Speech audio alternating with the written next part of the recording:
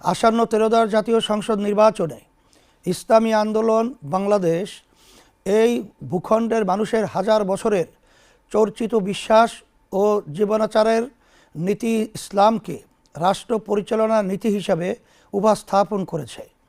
শরিয়া কেবলই একটি আইনের নাম নয়, বরং শরিয়া হলো মানুষের বিশ্বাস, জীবনবোধ, সংস্কৃতি, অভ্যাস ও আইনের সমষ্টি।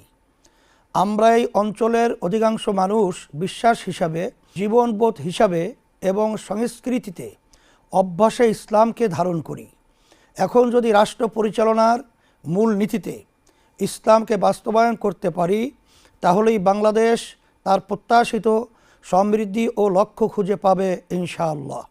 রাষ্ট্র পরিচালনায় ইসলামের মৌলিক নীতিমালার মধ্যে রয়েছে আদালত, ইনসাফ, নাগরিকের স্বার্থের প্রতি সংবেদনশীলতা, দায়বদ্ধতা, সামাজিক নিরাপত্তা, আইনের শাসন এবং সকল ধর্মের মানুষের ধর্মীয় আচার পালনের অধিকার ও সমান সম্মান মর্যাদা প্রদান করা।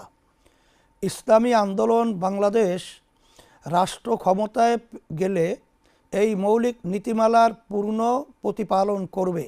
প্রিয় দেশবাসী, ইসলামী আন্দোলন বাংলাদেশ ত্রয়োদশ জাতীয় সংসদ নির্বাচনে 258 আসনে হাতপাখা প্রতীকে প্রতিদ্বন্দ্বিতা করছে।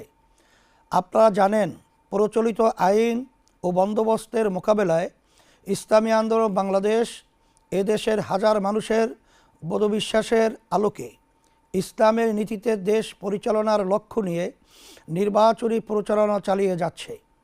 আপনাদের থেকে যে স্বতঃস্ফূর্ত সাড়া আমরা পাচ্ছি, তা আমাদেরকে আপ্লুত করছে।